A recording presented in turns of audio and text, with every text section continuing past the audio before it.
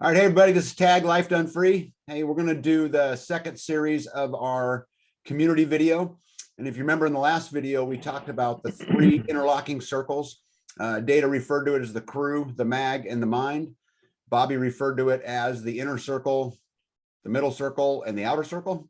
I said, no, you referred to the mag. Sorry about that. As far as the middle goes. And so today we're going to talk about that outer circle. And so I guess just to kind of start, Bobby, we started with you first. So let's start with you again today. So what are the goals of this outer circle? What are we trying to do? The goals of the outer circle for me are to cast a broad net to find the group of folks you will eventually recruit from. It is the ocean, if you will, that you're going to go fishing in to find the people that you can bring in to be at a closer level of relationship involving preparedness. Yeah, Data, you have any comments on that? What's the purpose? What's the goal of the outer circle? The goal of the outer circle is pretty simple. It's very straightforward. It's the beginning. It's where you start. It's where we all start. It's where I started, you started, everyone on this video call started. It's probably the most important and probably the most difficult place to be in.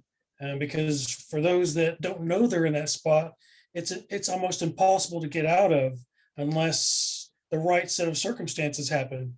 But for those that know they're in that spot, it's even that much more difficult because now you're playing by the set of rules that you don't necessarily agree to. You're playing by everyone else's, version of what they believe. So it's an interesting place to be in. Yeah, it's an interesting place to work out of. That outer circle is probably the most important circle. I think that's really cool insight that you're kind of playing by rules and you don't even know what they are.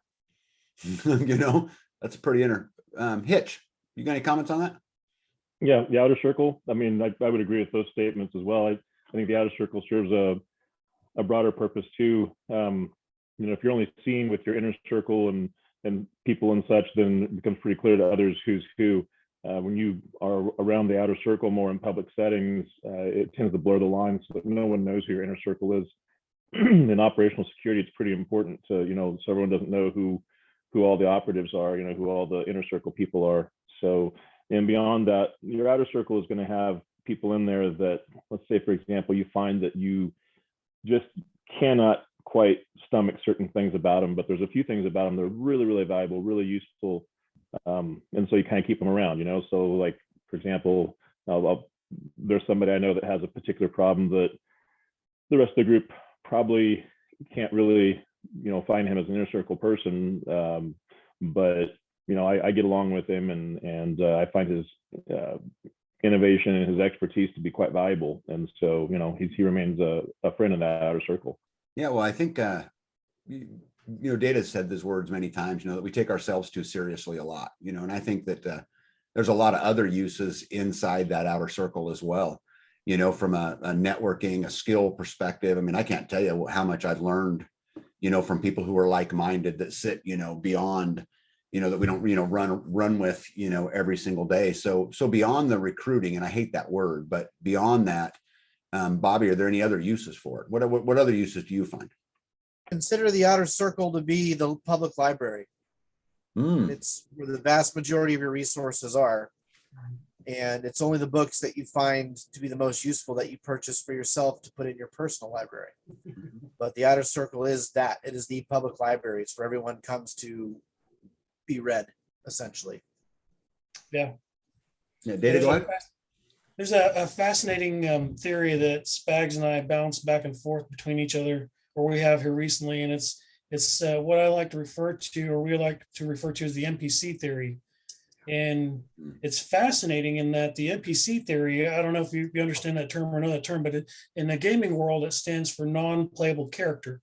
And so that would be someone that stands in the background, or someone that works at a shop, or stands on a corner, or walking down the street, or riding a skateboard, or driving a taxi. It's just a non-playable character in the background. And in that NPC theory, the crazy part about that is that in everyone else's story, you're an NPC. But in your version of the story, you start off with all of these other NPCs, and they either at some point in the journey or in the story become a person that is an ally that helps you with your quest, or you find out they're the antagonist or maybe the real protagonist. It's fascinating, this theory that we've kind of been kicking around. So Yeah. I think that applies to the outer circle. Hitch, you got anything to say to that? About the NPC theory? No, just about the uses for, the outer circle beyond recruiting. Oh, sure. You can certainly comment on Data's point, though. Yeah, and maybe I guess I wasn't earlier speaking to him so much towards recruiting as much as my uses of them. I mean, again, at the end of the day, like the outer circle people are a great resource. As Bobby said, a library, of usable information and data. I mean, I've got family members who are in the outer circle. They're so it's not. It could be anybody. It really could. It really could. Yeah, well, I think it's important to note, because I'll get some kickback, as I did on the last video, that we're not suggesting that people are disposable, because there certainly are not. And, it's that, you may find a groove that fits with you, but there's a butt for every seat. And there's, I get questions all the time about, how do I find my group, or would I be viewed as attractive to a group? Not me personally, but whoever, was commenting. And I always say, you just got to find the right group. It might not fit perfectly with me, but there's a lot of them out there, and I would use my, time and energy, capital to help them achieve that. But people are not disposable. Bobby, you were nodding your head. Yep, I absolutely agree with the fact that people are not disposable. Everyone has something, but it goes back to what we talked about last time with dating, right? You're only going to eventually find the one person that's right for you, and it's the same with your group. But it doesn't mean you can't have friends along the way. It doesn't mean you can't engage with other people along the way. In fact, it's the engaging with all those other people that lead to you eventually finding who you're supposed to be with. But once you're married, it's not like you're on lockdown. It's not like you're dead. You still have friends all over the place. You have friends who are female, male, and everyone has something that can contribute. But at the same time, most people who are successful because they don't fill their lives with empty baggage. So you will find in that outer circle eventually that there are some people you just don't want anything to do with.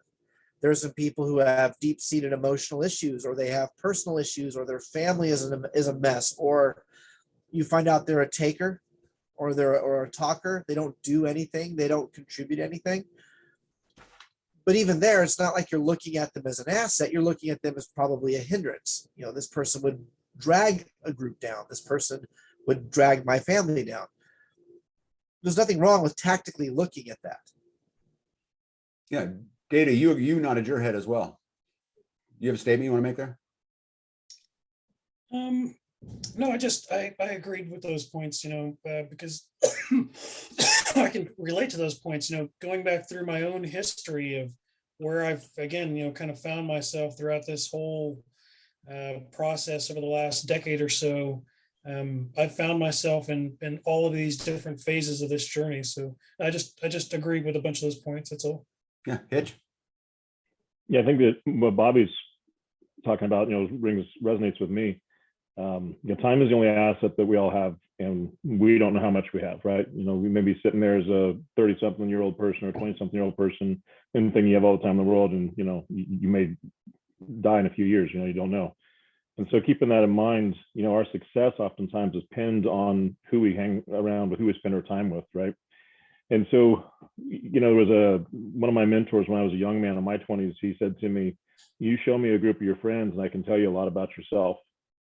And as I got older, here we're 30 years later, I'm looking at this, the same statement, and I think about the path to success. If you surround yourself with what you view as successful people, you will find yourself becoming more successful, whether that's in business or financial or marriage or whatever. And in this case, prepping and homesteading, surrounding yourself with other people who help lift you up, who help inspire you and guide you and push you and, make you want to be a better person and better at what it is you do, you will grow, you will succeed. But if you surround yourself with some of these people that are, as Bobby said, that are talkers, not doers, that are, dragging their feet and so on, you're probably going to find yourself in the same situation, or maybe you are the only person that's pushing and that just drags you and holds you back.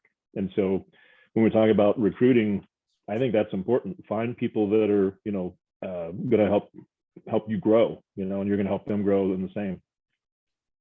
And you guys all have heard me say out of our comfort zone is the only place we grow. You got to, it's just absolutely true. You got to be willing, and Hitch, to your point, I think surrounding yourself with people who make you better is critical to making this whole thing work. And, so I absolutely applaud that. I think there's another part of this whole outer circle, though, a benefit from it that we haven't spoke about yet, which is the psychological benefit. Sometimes we get in a place where we think we're all alone, and I know that I can tell you from the comments on the channel that I get a lot of people that feel like they're alone, but I think opening your eyes to this whole other world, or opening your eyes to, all of these people in all of these groups. And I know a lot of groups that I interact with regularly. But I think the psychological side is also equally important. Hitch, you got any comments to the psychological side of the outer circle? Well, I mean, don't let them drag you down, I mean, don't spend too much time out there with the people that you've already identified that are not going to be in your inner circles. Is that what you're asking?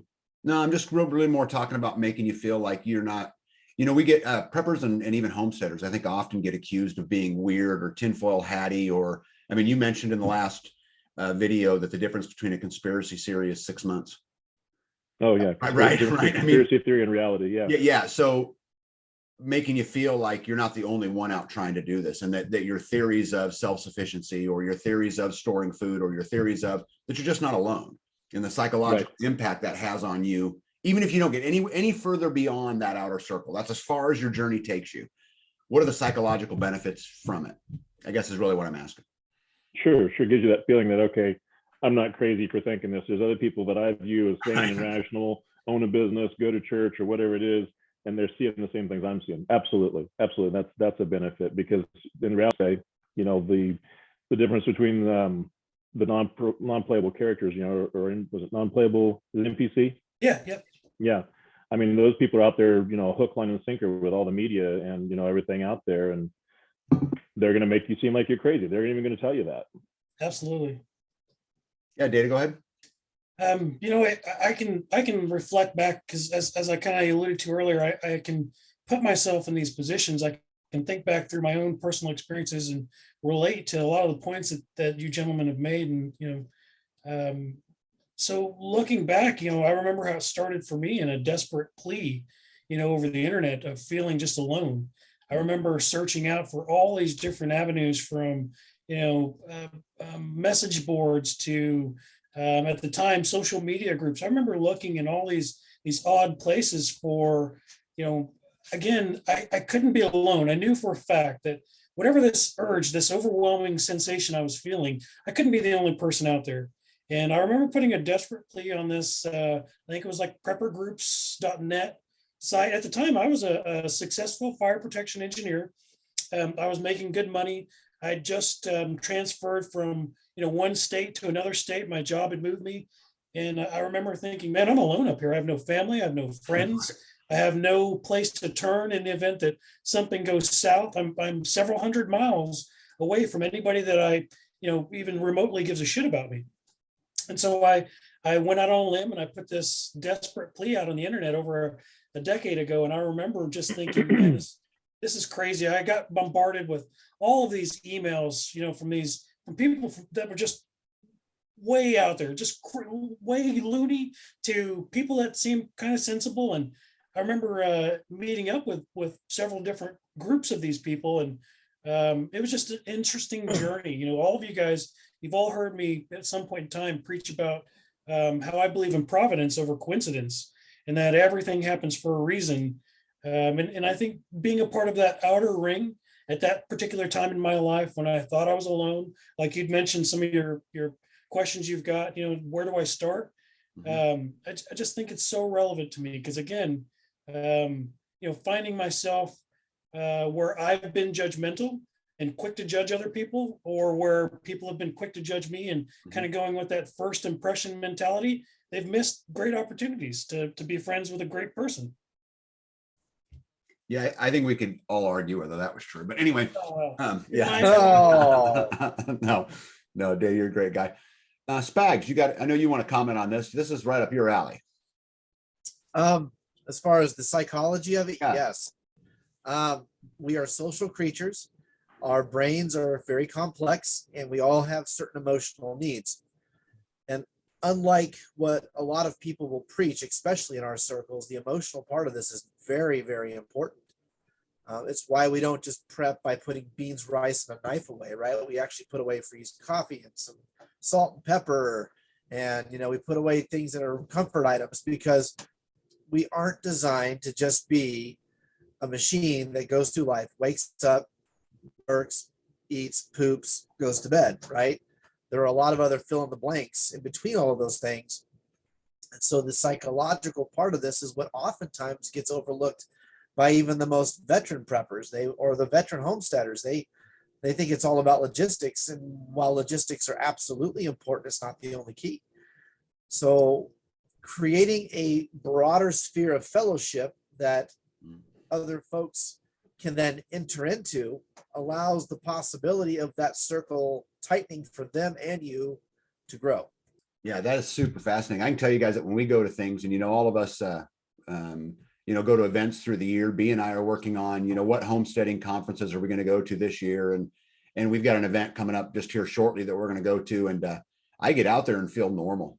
I don't, I just feel like we can talk about, whatever the latest conspiracy theory is, or, the best way to grow a tomato, whatever it is. But, I can tell you from a psychological perspective, it motivates me to continue on my journey by knowing that there's lots of, like-minded, people out there. Back to talking about the outer circle, about building the outer circle. How do you guys feel about timing? I mean, is it too late? Spags? It's never too late. Just look, let's go back to a sports analogy, since most people in this country understand sports ball better than anything. You can have a team that's been around since the 1920s, but they're still getting new players all the damn time. You have to recycle, you have to repeat, you have to rinse and repeat. So there's no such thing as too late. Even after an event happens, let's say that the worst case things happen, all the worst things that we imagine could potentially happen that would justify our lifestyles. Even when that happens, in the midst of the most horrific events, there will be seeds that will sprout. So there's no such thing as too late, not at all. In fact, right now is probably the best time to get involved.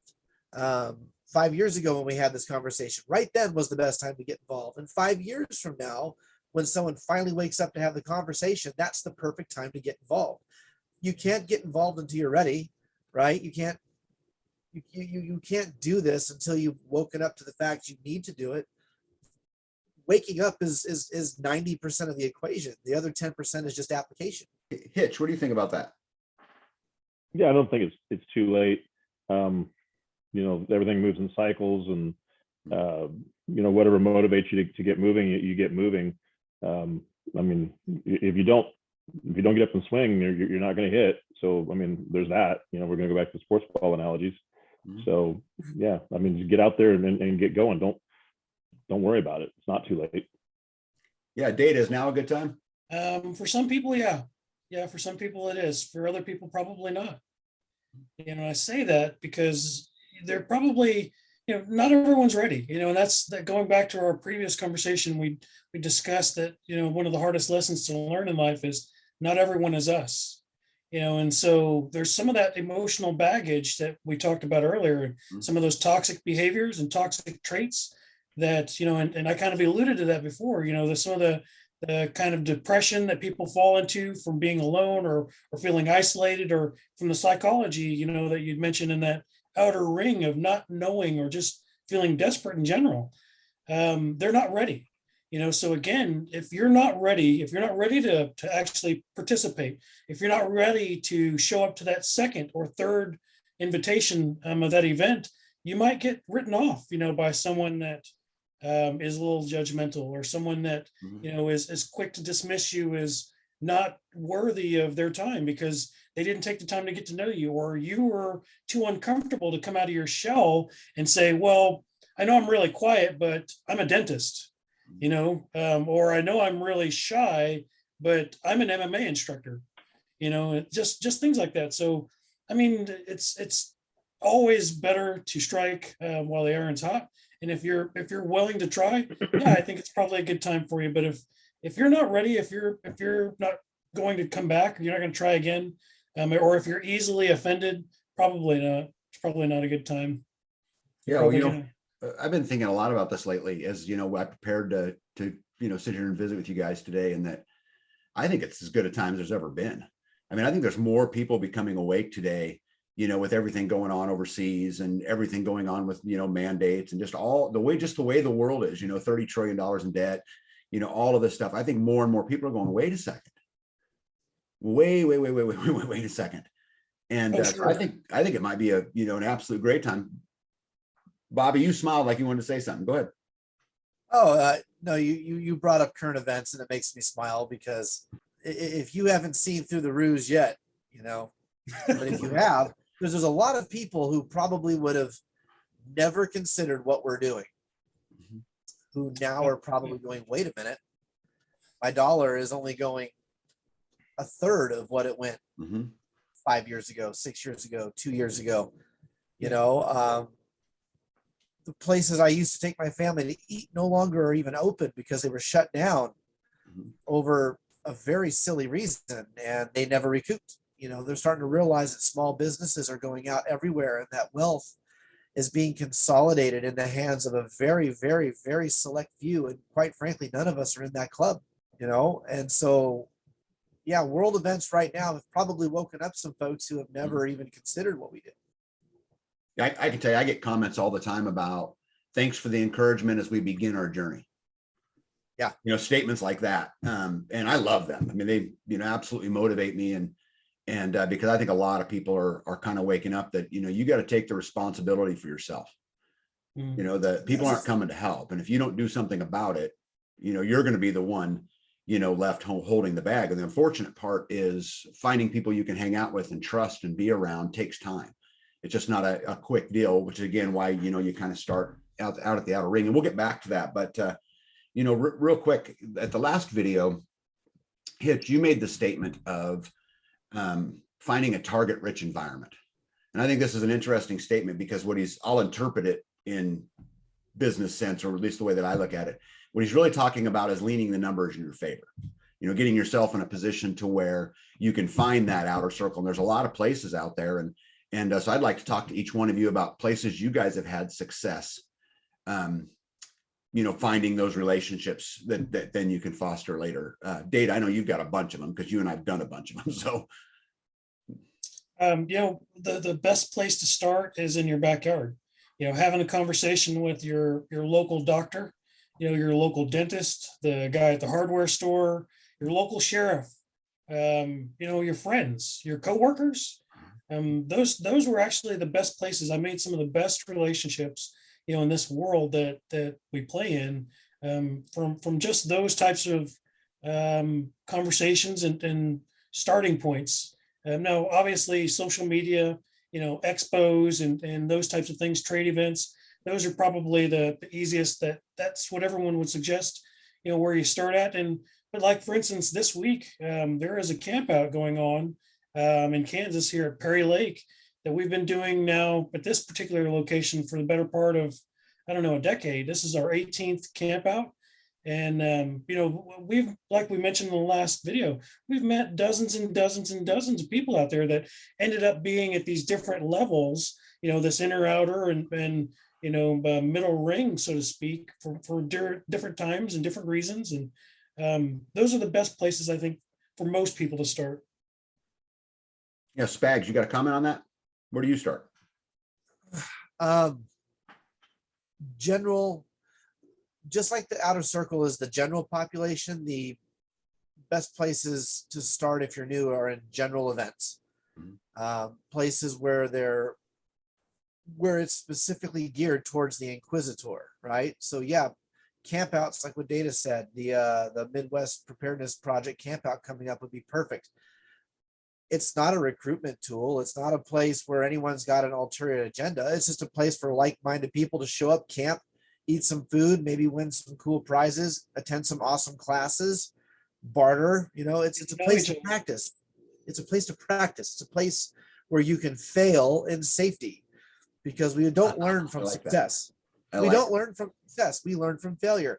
And if you show up to, let's say, Bartertown at this event, and all you have is a can of beans and you're trying to trade for a box of small pistol primers, you're probably going to fail, right? But that is what helps your mind start to understand the economy of preparedness-based bartering. But no one's going to make fun of you because you showed up with a can of beans. In fact, most people, well, you showed up with something good for you, right? So there's a high likelihood of praise, a high likelihood of positive reinforcement, a very low likelihood of just assholes being assholes. So yeah, campouts, meetups, expos, things of that nature, high speed, low drag, right? Coin an Army term, where you can just take off and there's not a lot holding you back. Yeah, love that. Hitch. So I think it, again, I mentioned the target rich environment's important. And as we were all talking, something kind of occurred to me, I think the four of us, but I don't think I know for a fact the four of us share something in common that, we don't know a stranger. We'll talk to anybody. And there's probably a lot of your viewers here that are not like us, not everyone's me. And I would say that if you're comfortable in certain areas, start there. So again, if you belong to a geology club and that's where you're comfortable, maybe don't start out with the wild-eyed conspiracy theory stuff first, but as you are talking with your contemporaries in your club, see who may be leaning towards something, and explore that with them. And whatever it is that you currently do where you're comfortable, especially if you're a more introverted person, just gently listen. I mean, and again, I teach my children and salespeople, always ask, always speak up, but always listen. Listening is the most important feature there. And so while you're in these clubs, listen for keywords, keynotes, key statements that might lend themselves towards, oh, this person maybe feels the same way I do about this subject, and then gently explore that with them and see where it goes. And then again, listen, listen. Because again, some of these people are introverted. I don't know how well they would fare at a big expo or a big camp out if they're not used to that environment. So start in your comfortable environments first and move out from there. By all means, don't burn yourself in that comfortable environment, becoming the wild-eyed conspiracy theorist, though, right?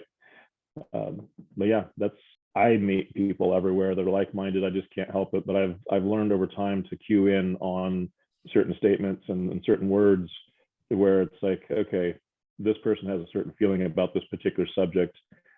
Let's see, I'll throw this gentle thing out and see how they respond to that. And if that gets them fired up, then I'll give them the next one. The next one, it's like, okay, this person's definitely like-minded. And good, better, and different. Most people are not veterans in this, don't maintain Opsec. And the next thing you know, they're telling you what they got in their basement and how many and where it is and all that stuff. And it doesn't mean that they're a bad fit or whatever. It just may mean that they haven't quite figured out to maintain that security. But gosh, you can meet people anywhere.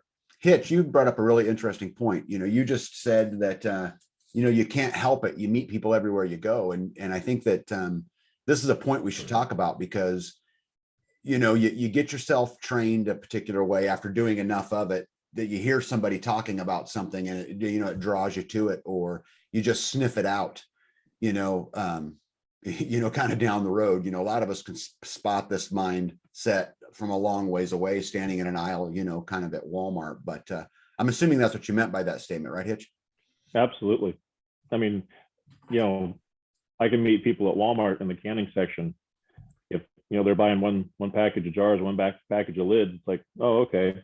When I see someone grabbing a case of lids off there and, several cases of jars or whatever, I'm like, oh, hey, you do a lot of canning, do you?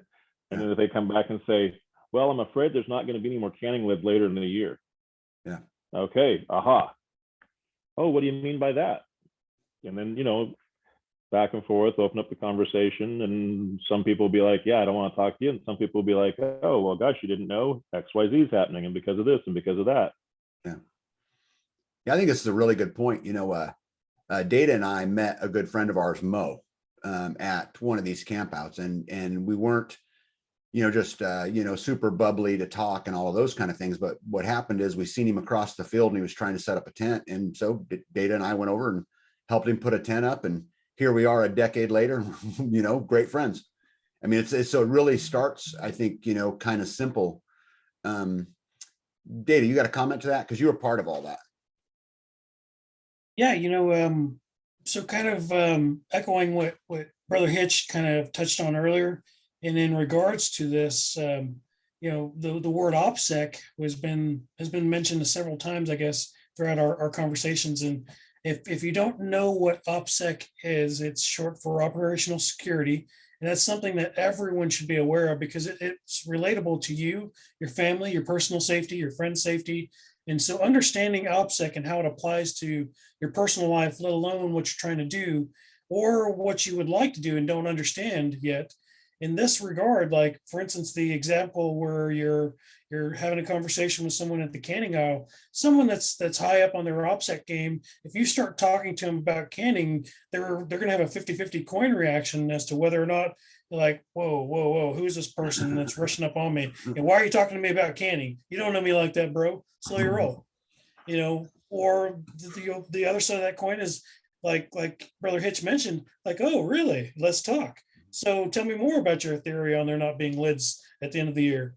So, in that, I guess, respect, keeping everyone at an arm's distance or being cautious from the OPSEC perspective. But at the same time, I think Hitch mentioned it earlier as well. However, at one point in time, every friend that I've ever made was a stranger at one point in time. It was someone that I either didn't know or didn't think much of at the time, but then later became great friends with. No, I totally agree. And I think that this brings up the point of another term that's thrown around a lot, which is situational awareness. Like Data says, if you're an NPC going through life, you're probably not too aware of your surroundings.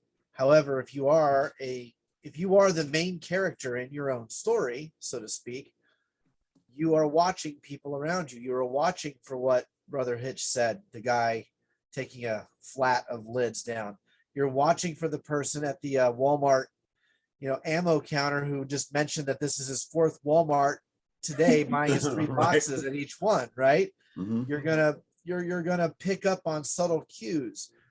And it all comes back to the point that we cannot go through life as a pacifist. We cannot go through life like a horse with those blinders on, not seeing what's happening around us. We got to use our mental peripheral vision to learn to listen and cue in.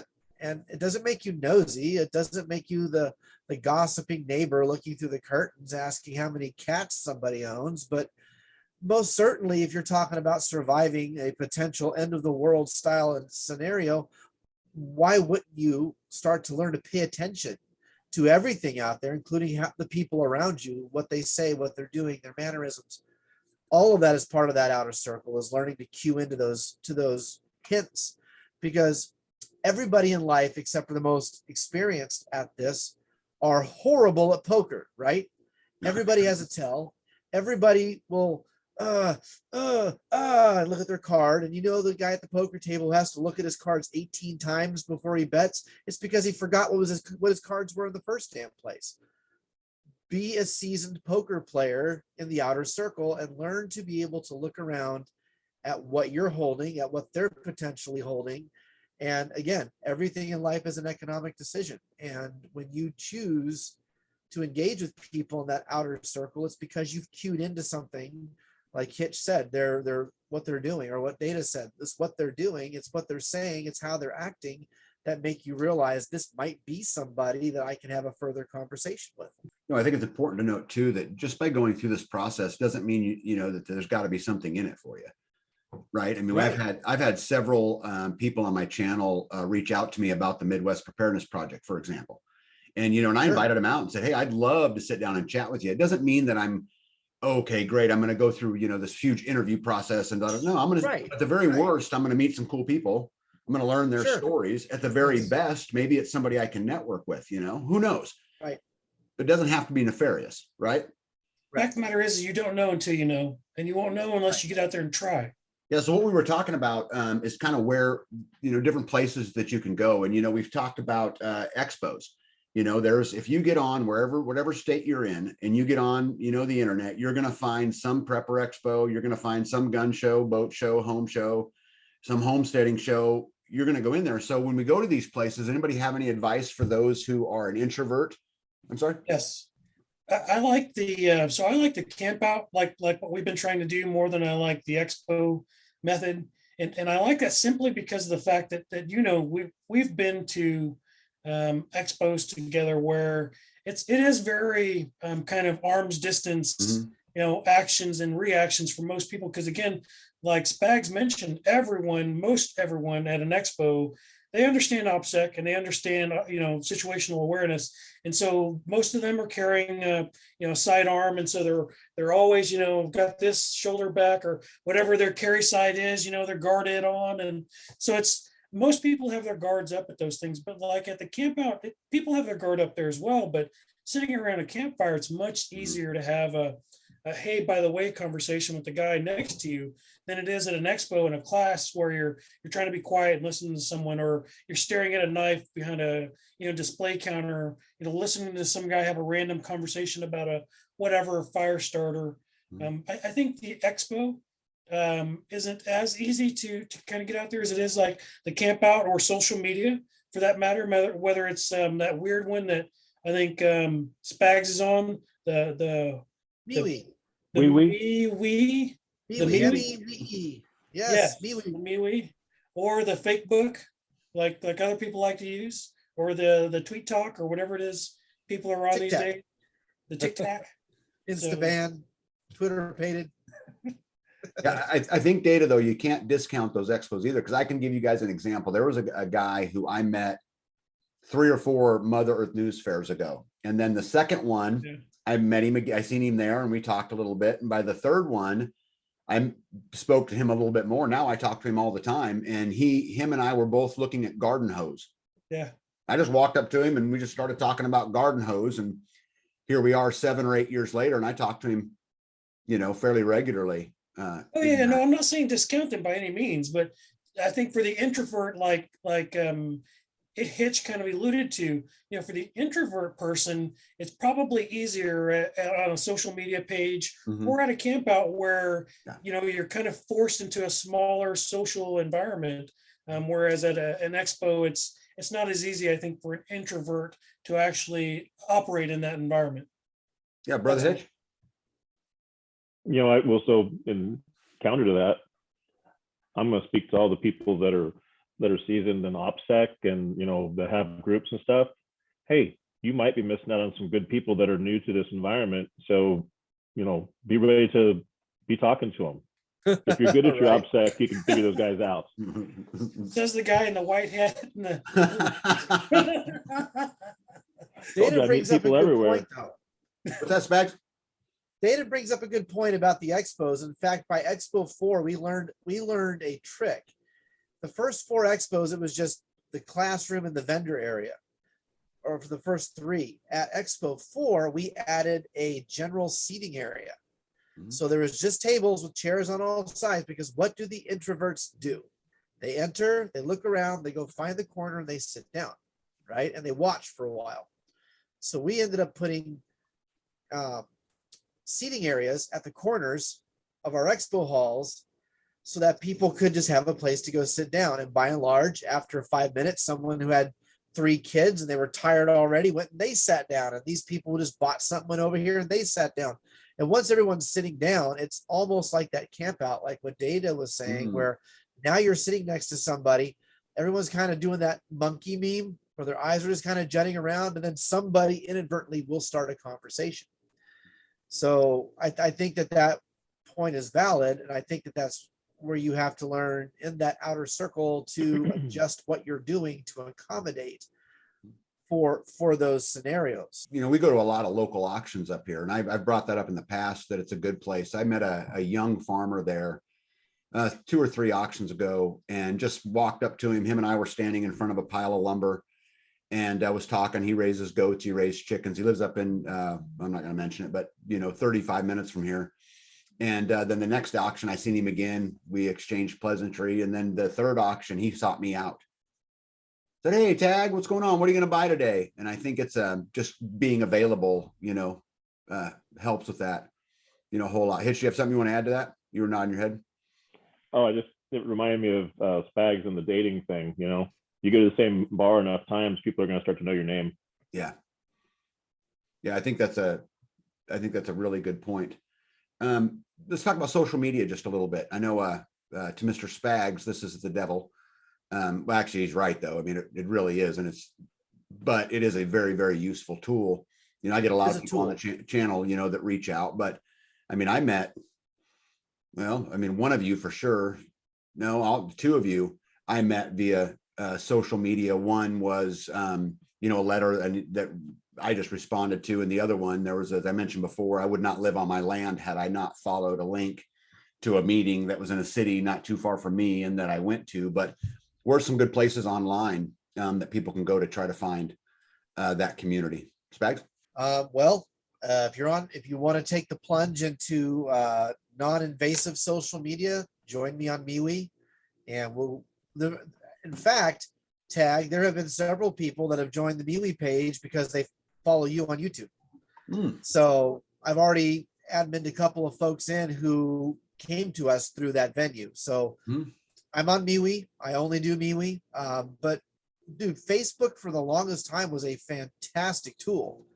If it wasn't for certain things, I would probably still be on it, to be honest. I mean, it's very effective at what it does. It's just one of those environments that if you're worried about Opsec, you probably shouldn't be discussing a whole lot of stuff on it anymore. You know, it's just not, it's not safe. You hiccup in the wrong direction, you're going to be shadow banned for 30 days with no recourse, right? But there are plenty of places. I know that there was a place called, I think it was preppershowsusa.com, where you can find all of the prepper expos across the country by state. There's a map and you click on the map on your state and it shows all the shows in your area. Well, you know what? When you're online, there is an element of risk to everything you do. There absolutely is, which is why you should probably fish with a small lure at first, right? You know, when you're in that general circle, and social media to me exists almost 99% on that outer circle, right?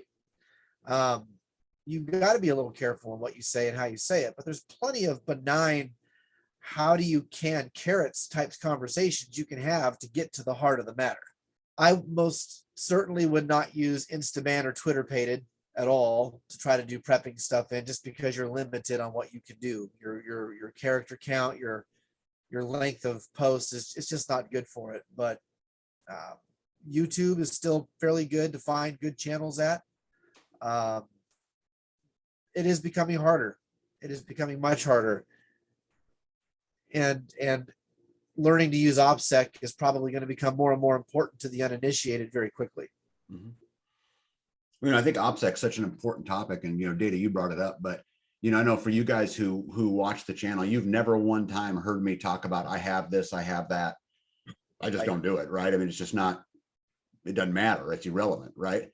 You know, to the big scheme of things. And I think as long as you're smart about it, you know, I don't, you know, share my address. I don't share my phone number. I don't, you know, really talk about too many personal things other than the journey, you know, that we're going down. But isn't there, I think there's some other websites out there too. Data, you brought one to me, PrepperNet, something like that. Yeah, so it's preppergroups.net. You can drop a link to that one in the video comments. Also, survivalistboards.com is another one. Now that one's kind of an older one. It's there's some prepper topics in there, but believe it or not, interestingly enough, the way that I kind of found some people when I first moved to the Midwest up here was through a Hummer forum. I was on a group with a bunch of guys that like to go off-roading and take their trucks out and tear them up.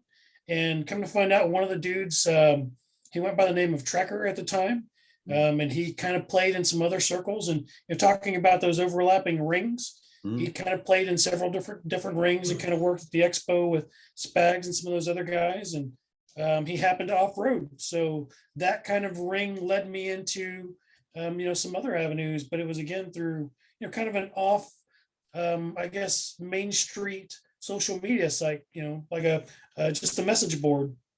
So survivalistboards.com, preppergroup.net, the Main Street sites like on MeWe or on Facebook. There's tons of those types of things out there. So APN is no more, right? APN has now become something else, American Prepper Network. They're a loose conscripted network of state managed kind of Well, now it's called the American Prepper, right? It's the American Prepper.net. Is that the one you're talking about? Because if you Google American Prepper Network, there is no more. No, it was just preppergroups.net. I have the thing saved on my phone. I can bring it up, but I could get you a link to it if you need me to. Yeah, well, in Brother Hitch, in your case, I know that one very long ago, you met somebody really important to your life in a kind of an obscure place on the internet, right? Yep, that's true. That's true. It was a like-minded group that had literally nothing to do with homesteading or prepping whatsoever, but a big international group of people related to agriculture. Mm-hmm. Yeah, and that turned out to be and that person is very like-minded, right? Very much so. Yeah, and I've met other people there. I don't want to give away the names of the groups because of operational security, we'll say. But anyway, yeah, there's a couple of really big groups on Bookface that I've met a ton of people. I mean, there's some of them I talk to once a week and I've never met them in person, and I would consider them people that are perhaps in the outer circle, but there's a couple of them, if they showed up on my doorstep, in austere times, they'd have a home here. And I've never even met them in person, but I literally talk to them on the phone once a week. And so you just never know you're gonna meet them, but those big groups, it gives you a chance to talk about things that you're interested in. Like for example, if you're, there's some great big groups for seed saving. You see some seeds in that picture behind my back. Those are some heirloom seeds. And you get to talking to somebody in a group about that, and next thing you know, they're telling you why they are into seed saving, and then you start having some conversations and private messaging, and then at some point you're, hey, can I call you on the phone? It's just easier to talk than type this back and forth. Yeah, here's my phone number, and then you're planning a trip to get together. Mm-hmm. There you go. Yeah, well, this goes back to Data's point a little bit about starting, where you are, starting locally, but I think this also means starting with your own interest. If you're a homesteader that raises Dexter cattle, for example, mm-hmm. right? There's a whole bunch of Dexter cattle groups out there, right? Mm-hmm. Or, if you're a prepper and you're really big into ham radio, right? Go get it. You can reach out. There's a lot of ham radio groups out there, right? So I think that's almost an unlimited source, to fish from, right? Spags, you have something you want to say right there? Oh, no, I agree completely. Okay. The only fish you don't catch is the one you don't cast the net or the lure out to find. Yeah. And while a bunch of us at some point were probably introverted or felt we were alone, the journey of 1,000 miles starts with one step, right? You have to, at some point, put yourself out there, at least in some facet, in order to find like-minded people. Yeah. Well, I think, Data said to me a million times, and I've used the words a lot too, about taking ourselves too seriously. I think the goal here in building your community is don't focus on building the inner tribe. Focus on the like-minded. Focus on that outer circle.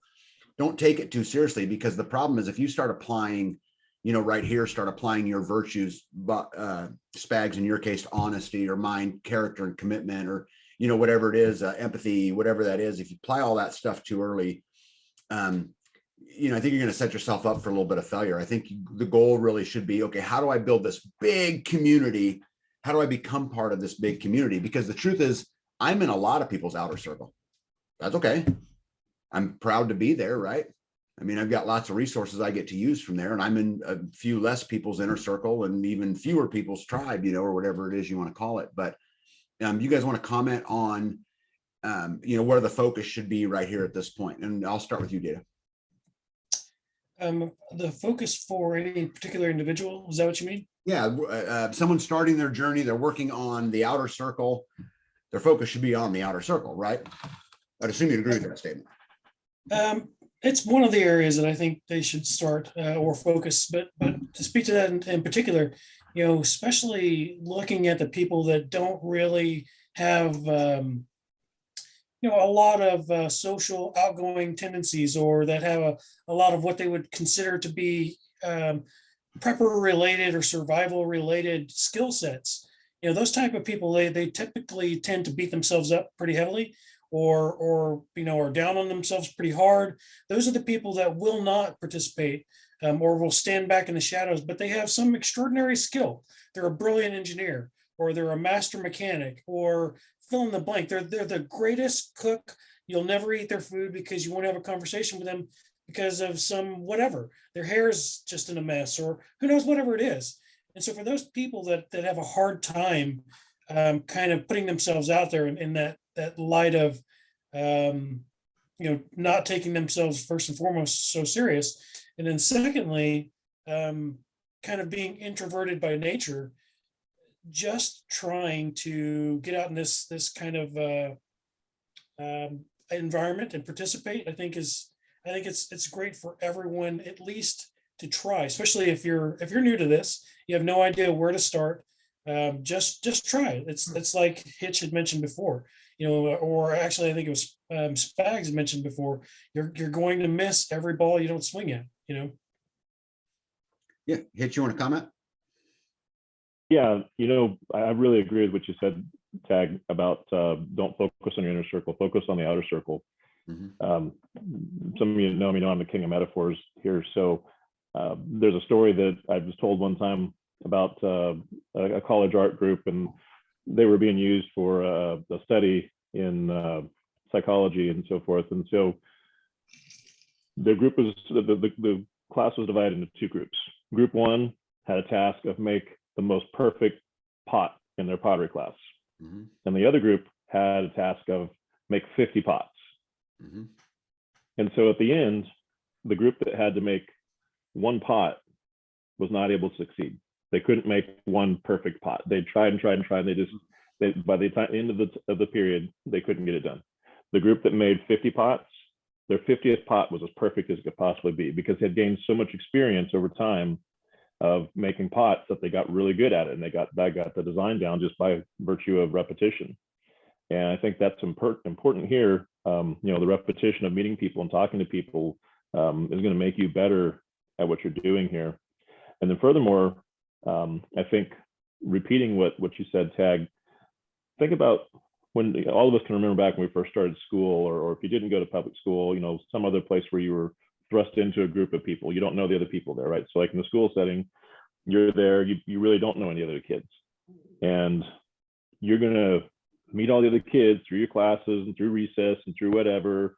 And by the time you get to 12th grade, if you went to the same school, you will have figured out who your best friends are. And when you were in 4th or 5th grade, those best friends might not be the same ones you have in high school, because you've evolved, you've changed over that time, and so have they. And I think that's the same with prepping and homesteading. You get in there, meet all these people, figure out the ones that you're like-minded with, that you might bring into your inner circle, but don't be afraid that might change over time. It will change over time. Mm-hmm. It absolutely will. I think that's a really great analogy. I like the pot. I'm going to remember that. I'll use that later on in life. Spags, you got thoughts here? Sure. If you walk up to the first pretty girl you ever see and ask her to marry you right away, you're probably going to scare her away, right? Mm-hmm. So that goes back to the point you made of not taking yourself too seriously in the outer circle. You can't go in there with this stern, hardened look, open carrying your Glock. You have a EDC strapped to your back. You're wearing 511 tactical pants. And you got what I mean? You go in there with the mentality of a soft launch. No one likes I like that. a phone salesman. No one likes a phone salesman who bugs you in the middle of dinner, and no one likes a door-to-door salesman who interrupts your favorite show. So don't, like you said, don't take yourself too seriously. Don't be the door-to-door salesman. Don't be the telemarketer. Don't be the guy who proposes on the second date. Don't be the guy who's like, I love you, after, the first time you get to kiss the girl. Understand that in that outer circle, you have to be very casual. And you can be casual while still maintaining the Opsec that we spoke about. You can still be casual while maintaining the situational awareness that you talked about. It's all about just being comfortable in your own skin, essentially. And if you're comfortable, you will make other people eventually be very comfortable too. And that's how those very casual conversations will start out very quickly. Yeah. Data. Yeah. You have anything you want to add to that statement? Or you just want to just keep there drinking that pretty blue drink? What are you drinking, by the way? This Yeah. is it's just blue Kool-Aid. It's just blue raspberry Kool-Aid. Just water and powder and a little bit of sugar. What do you ate? It's actually Blue Maui. Blue Maui. All right, got it. Yeah, what's Yeah. So no, I don't have anything really to add to that. I mean, in particular, I didn't cover earlier, I don't think so. Yeah. Well, I mean, we've been at this a little while, so I'm going to close it down and give you all go around and give you all kind of a final word in reference to, building that outer community, why it matters, why it's important. And you guys, you cannot have the inner one without the outer one, in my opinion. I mean, you got to start there and look at the good news to all of this. The very worst thing that happens is you get involved in the prepping or homesteading community. That's the worst thing that's going to happen in all of this. And you're going to meet some really good people with some, really great stories and some really great attributes. And in the end, as Brother Hitch mentioned, just like in high school, you'll whittle your way through it and you'll find a best friend. So Data, final comments? If at first you don't succeed, try and try again. The smartest people on the planet only know 1% of what there is to know. The rest of us are just kind of winging it. So if you go in with that humility of knowing you're just winging it, you'll probably find other people who are just winging it. Yeah. And people who wing it together end up surviving together. I like that. Hitch. Wingers. I'm going to leave you guys with something that I heard somebody say, and I even saw a meme on it last week. Let me pull it up, make sure I read it correctly. Hang on a second, guys. It had to do with being on the internet. I think there's a lot of sensitivity of being on the social media and so on. People take things too serious or taking things personal or, feeding the trolls. And of course, you get the same thing here on YouTube where there's lots of trolls and stuff. And what the individual said is, this is the internet. It's like a chicken yard. You might get picked by other chickens. Adapt. And so, what that says to me is, you got to roll with it out there. When you're in these internet groups, don't be discouraged by there being people telling you, you don't know what you're talking about. That's stupid. That's wrong. Because I promise you, there's going to be people out there that are going to say that to you. Just let that go. Glean out the good grain, glean out the part that's going to be useful to you. Get your shoulder pads on. It is the internet. You're going to get picked on sometimes. Let it roll. Don't feed the trolls. Yeah. I think that's, super good advice. I think in my parting notes, I think I would, just say that, thinking is difficult, and that's why most people judge. It's just a super good quote. Don't take yourself too seriously. Just go get involved in the movement, whether that be the prepping movement or the, homesteading movement, which kind of merges in a lot of ways. But if you go put your attention right there, you'll be better off. And again, at the very worst case, you'll end up meeting some good people and be involved in the community. But anyway, so coming next, we're going to work on a video on the MAG. So the Mutual Assistance Group, the group that's in the middle. A lot of experience here in that. So we'll get working on filming that one next. There has been some talk inside about getting the spouses to come on and talk about community. I don't know if we're going to be able to talk them into it or not, but I'm just kind of trying to get that put together, but that's a little bit difficult. But anyway, till we do it again, like I always say, go live a little freer day than you did yesterday. Hold the line. Don't give an inch. See you guys later. Well, hey, everybody. I hope you enjoyed the community video number 2, where we talked about the like-minded, the very most outer circle. I really look forward to doing this series of videos. I have a great time with these guys. They're all great guys. They bring a lot to the table. And, as we close in on the Midwest Preparedness Project and we all head out to community, this is just a great reminder to me. So I really appreciate you watching. Speaking of that, I'm going to attempt to do some video shooting when I'm out there at that event. So if you'd like to, get those videos and you'd like to see what happens out there, whether it was Bartertown or the classes or whatever it is, make sure you subscribe. That'll make sure you get them.